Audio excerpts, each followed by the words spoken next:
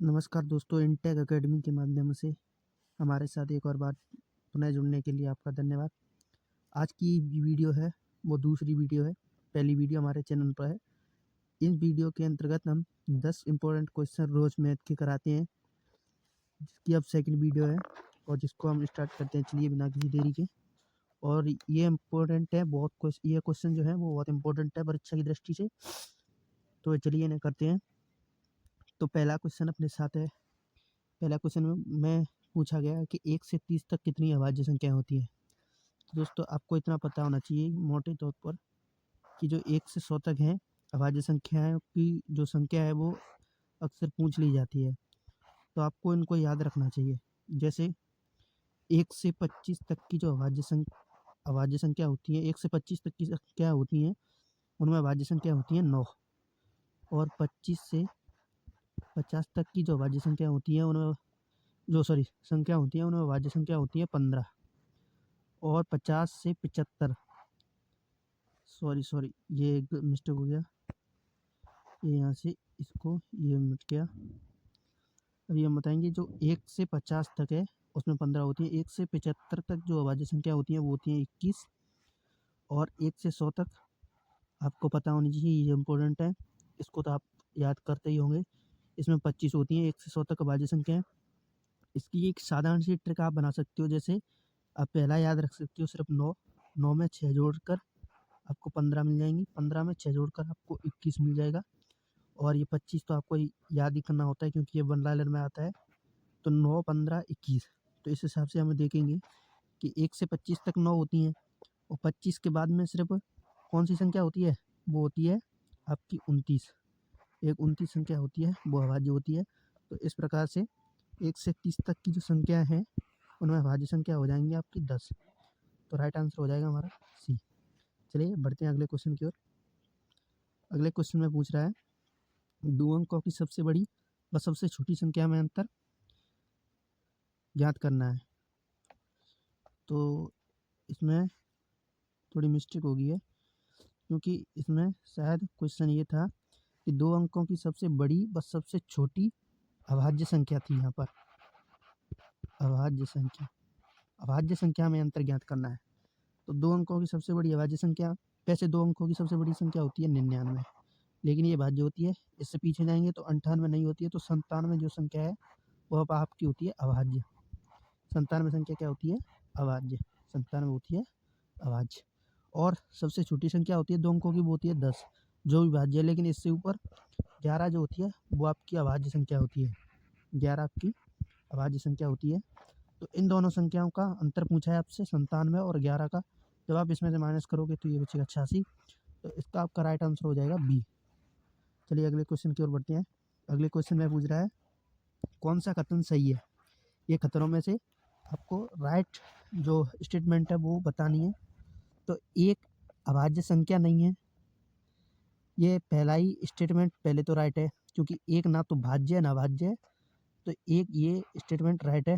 एक अभाज्य संख्या है ये नहीं है क्योंकि एक ना तो अभाज्य है ना भाज्य है, तो ये स्टेटमेंट गलत है। एक संयुक्त संख्या है, एक संयुक्त संख्या भी नहीं है। कोई ऐसे संयुक्त संख्या मतलब अभाज्य और भाज्य दोनों, मतलब इसका संयुक्त का मतलब होता है अभाज्य और भाज्य दोनों। तो अभाज्य और भाज्य तो नहीं है, ये दोनों ही नहीं है।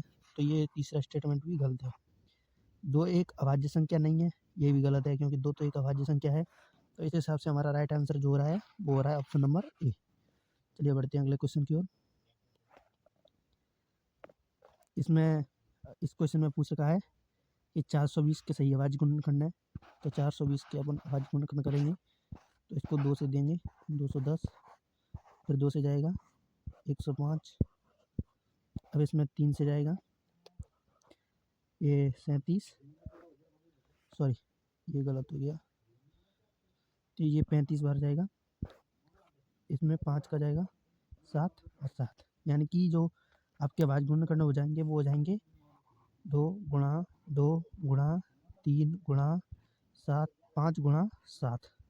तो ये किस में है, ये रहे ऑप्शन नंबर डी। तो अपना आंसर हो जाएगा ऑप्शन नंबर डी। चलिए बढ़ते हैं अगले क्वेश्चन की ओर। अगला क्वेश्चन है 720 के अभाज्य गुणनखंड बताने हैं वही द्वारा। जैसे ये है 720, आप इसके अभाज्य गुणनखंड कर लेंगे। जैसे ये ये हो जाएगा 360, फिर से दोबारा से देंगे ये हो जाएगा 180, दोबारा 2 का जाएगा 90, फिर इसमें 2 का जा सकता है 45, अब इसमें जाएगा 3 का 15, इसमें जाएगा 3 का 5, इसमें जाएगा 5 का। तो आपकी जो हमारी गुणनखंड है वो हो जाएंगे 2 गुणा 2 गुणा 2 गुणा 2 गुणा 3 गुणा 3 गुणा 5। तो ये ऑप्शन देखेंगे, ये ऑप्शन अपना सही हो जाएगा, वो हो जाएगा ऑप्शन नंबर डी। अगले क्वेश्चन की ओर बढ़ते हैं। अगला क्वेश्चन है 840 के अभाज्य गुणनखंड बतानी है, यानी फिर से वही विधि 840 को ऊपर लिखेंगे, इसके अभाज्य गुणनखंड करेंगे। सबसे छोटी संख्या 2 से जा रहा है, ये जाएगा 420, 420 में फिर 2 का जाएगा 210, 210 में 2 का जाएगा 105, 105 में 3 का जाएगा 35, 35 में 5 का जाएगा 7, 7 में 7 का जाएगा, यानी 2 गुणा 2 गुणा 2 गुणा, यानी कि इसको लिखते हैं 2 गुणा 2 गुणा 2 गुणा 3 गुणा 5 गुणा 7। ये है, ये जिस ऑप्शन में है वो राइट आंसर हो जाएगा। तो आप देख सकते हैं 2 3 बार है, यानी कि ये रहा इस सही ऑप्शन में। और अब फिर भी आगे चेक कर लेते हैं 3 5 7, ये रहा 3 5 7। तो ऑप्शन नंबर हमारा जो है बी वो राइट आंसर हो जाएगा। चलिए बढ़ते हैं अगले क्वेश्चन की ओर। अगला क्वेश्चन है प्रत्येक विषम अभाज्य संख्या किस रूप में होती है। तो आपको पता है प्रथम विषम अभाज्य संख्या ये आप चेक कर सकते हो, वैसे होती इसमें है, फिर मैं आपको बताता हूँ कि कैसे होती है। जैसे इसमें 4n-1 दे रखा है, तो n का मतलब नेचुरल नंबर जो 1 से अनंत तक जाते हैं वो। तो इसमें जब अपन वैल्यू पुट करके देखेंगे तो 4 के साथ 1 का गुणा करेंगे और उसमें से 1 घटाएंगे तो आपको 3 प्राप्त होगा। 4 के साथ 2 का गुणा करेंगे, यानी 4 दूनी 8 में से 1 घटाएंगे तो आपको 7 प्राप्त होगा। 4 के साथ 3 का गुणा करेंगे, 12 में से 1 घटाएंगे तो 11 प्राप्त होगा। 4 के साथ 4 का गुणा करेंगे, यानी 15, 16, 16 में से 1 घटाएंगे तो 15 प्राप्त होगा। और 4 के साथ 5 का गुणा करेंगे, यानी 20 में से 1 घटाएंगे तो 19। 4 के साथ 6 का गुणा करेंगे तो 24 में से 1 घटाएंगे 23। और 4 के साथ 7 का गुणा करेंगे तो 28 में से 1 घटाएंगे तो 27। ये तो इधर हो गया इस वाली टर्म से। अब देखते हैं 4n-3 वाली टर्म से। 4n-3 वाली टर्म से देखते हैं। तो जैसे 4 से 1 का गुणा करेंगे, 4 में से 3 घटाएंगे तो 1 बचेगा।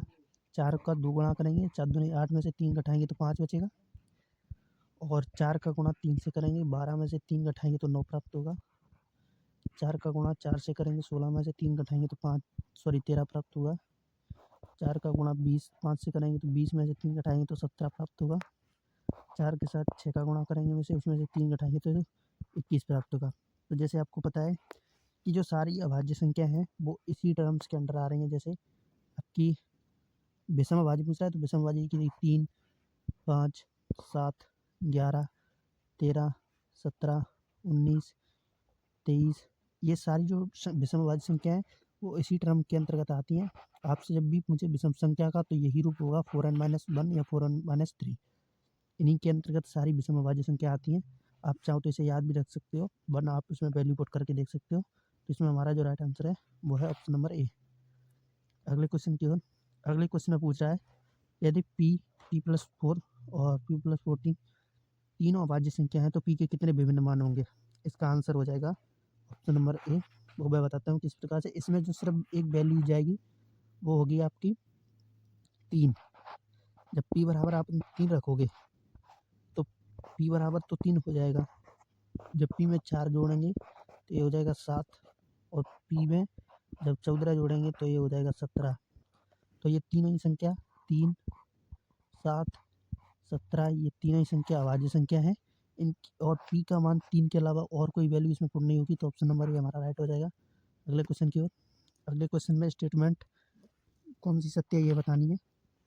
तो पहला स्टेटमेंट है ऐसी दो अभाज्य संख्याओं का जोड़ा जिनका अंतर 2 हो अभाज्य युग्म कहलाते हैं। ये राइट आंसर है, क्योंकि ऐसी अभाज्य संख्या जैसे 3 और 5 इनमें अंतर कितना है, 2, ये अभाज्य युग्म है। 5 7 में कितना आवाज अंतर है 2, तो ये भी अभाज्य युग्म है। ठीक है, तो ये पहला स्टेटमेंट सही है। दूसरा 1 से 8 तक कुल 8 अभाज्य युग्म है। सॉरी, ये टाइपिंग एरर है, इसमें 8 नहीं होगा, इसमें 100 होगा। 1 से 100 तक होती है कुल 8 अभाज्य युग्म। तो इसको आप याद रखना चाहें तो इस प्रकार से याद रख सकते हैं। जैसे पहली लाइन में 3 और 5, दूसरी लाइन में 11, 17, 29, तीसरी लाइन में, और 41, 59, 71। आपने इस प्रकार से याद रख सकते हैं। तो इनसे जो बनने वाली संख्या है वो है, सॉरी 1 मिनट, इनसे जो बनने वाली संख्या है वो लिखता हूँ मैं नीचे। ये 3,5 और इससे 5,7 और इससे 11,13, इससे 17,19, इससे 29,31, इससे 41,43, इससे 59,61 और इससे 71,73। ये जो संख्या है 1 2 3 4 5 6 7 8, 1 से 100 तक कुल 8 अभाज्य युग्म होते हैं, वो ये है। आप इन्हें याद कर सकते हो, वरना आपकी जैसी इच्छा वैसे आप कर सकते हो। तो इसमें हमारा आंसर हो जाएगा केवल 1, ये नहीं केवल 2, ना 1 ना 2, ये तीनों गलत हो जाएंगे। ऑप्शन नंबर डी सही हो जाएगा, दोनों ही स्टेटमेंट राइट है। अगले क्वेश्चन और लास्ट, इसमें 44,100 के अभाज्य गुणनखंडों की संख्या बतानी है। तो इसको हम करेंगे जैसे 44,100 इनके अभाज्य गुणनखंड करेंगे। तो इसमें पहले 2 का जाएगा, ये हो जाएगा 2 2 22,50। अब इसमें फिर से 2 का जाएगा, 1 1 0 2 5। अब इसमें 5 का जाएगा, जो 2 2 और 0 5। फिर से 5 का जाएगा, इसमें जाएगा 4 और इसमें फिर से 4 1। इसमें जाएगा 3 का, तो इसमें हम 3 का देंगे 1, ये हो जाएगा 14, 14 में फिर 4 बार जाएगा, बचेंगे 2 7। फिर से इसमें 3 का जाएगा 4 9, इसमें 7 का जाएगा 7 बार और फिर 7। अब आप इनको काउंट कर सकते हैं, 2 गुणा 2 गुणा 5 गुणा 5 गुणा 3 गुणा 3 गुणा 7 गुणा 7। कितने नंबर बने टोटल? 1 2 3 4 5 6 7 8। ऑप्शन नंबर सी हमारा सही हो जाएगा। 44,100 के बाद गुणनखंड 8 होते हैं। और इसी के साथ यहाँ पर क्लास होती है ओवर। और आपको वीडियो अच्छी लगी है तो आप कमेंट में रिस्पॉन्स जरूर देना और अगली कमेंट वीडियो का इंतजार करना। Thank you.